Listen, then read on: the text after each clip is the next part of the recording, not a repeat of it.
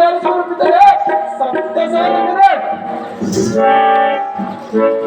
ಜೈ ಜಗದೀಶ್ವರ.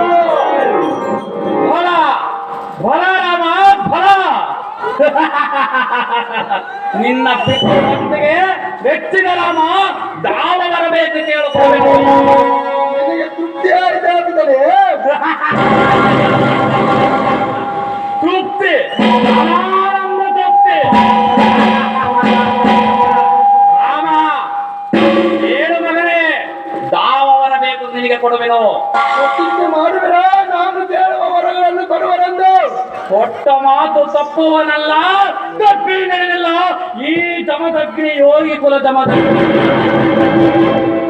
ಅಪ್ಪಯ್ಯ, ಮರಳಿಯನ್ನ ತಾಯಿಗೆ ಜೀವದಾನ ಮಾಡಬೇಕು.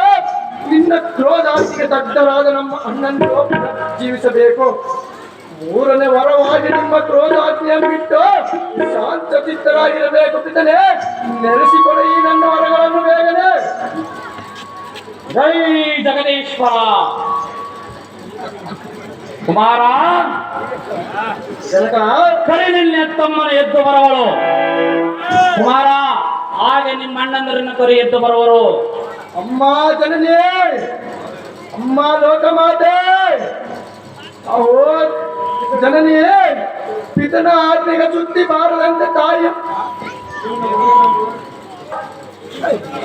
ಪಿತನ ಆಜ್ಞೆಗೆ ಸುದ್ದಿ ಬಾರದಂತೆ ತಾಯಿಯ ಕೊಂದ ಪಾಪ ಎಂದು ಬಾರಮ್ಮ. ಈ ನಿನ್ನ ಮಗನ ಮೇಲೆ ಬಂದ ಅಪವಾದವನ್ನು ದೂರ ಮಾಡಿ ಕಳಿಸು.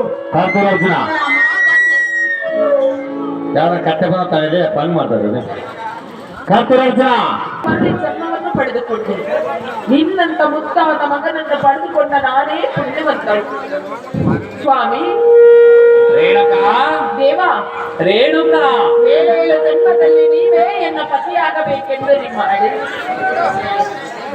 ರೇಣುಕಾ, ಇಲ್ಲಿಂದ ನಿನ್ನ ಜನ್ಮ ಸಾರ್ಥಕ. ಸೌದತ್ತಿಯಲ್ಲಿ ಸೌದತ್ತಿ ಎಲ್ಲಮ್ಮನಾಗಿ ಕಷ್ಟಗಳನ್ನು ಬಂದು ಕೇಳುವ ಭಕ್ತರಿಗೆ ಆಶೀರ್ವಾದವನ್ನು ಮಾಡುತ್ತಾ ಚಿರಕಾಲ ಇರೋ ರೇಣುಕಾ, ನಿನ್ನ ಮನದ ಆಸೆ ಸಾರ್ಥಕ. ಅಹೋ ಅಪ್ಪನೇ, ಕುಮಾರ ಮತ್ತು ಎತ್ತಮ್ಮನಾದ ರೇಣುಕಾ ದೇವಿಯೇ, ನಿಮ್ಮಲ್ಲಿ ಈ ಕಂದನ ವಿಜ್ಞಾಪನೆ ಏನೆಂದರೆ, ಏನು ಕುಮಾರ? ಪಿತನ ಆಜ್ಞೆಗೆ ಸುದ್ದಿ ಬಾರದಂತೆ ತಾಯಿಯ ಕೊಂದದ ಪಾಪದ ಪ್ರಾಯಶ್ಚಿತ್ತಕ್ಕೆ ಭೂಪ್ರದಕ್ಷಿಣೆ ಮಾಡಿ ಬರವೆ. ಆದ ಕಾರಣ ನನಗೆ ಆಶೀರ್ವಾದ ಮಾಡಿ ಕಳಿಸಿರಿ.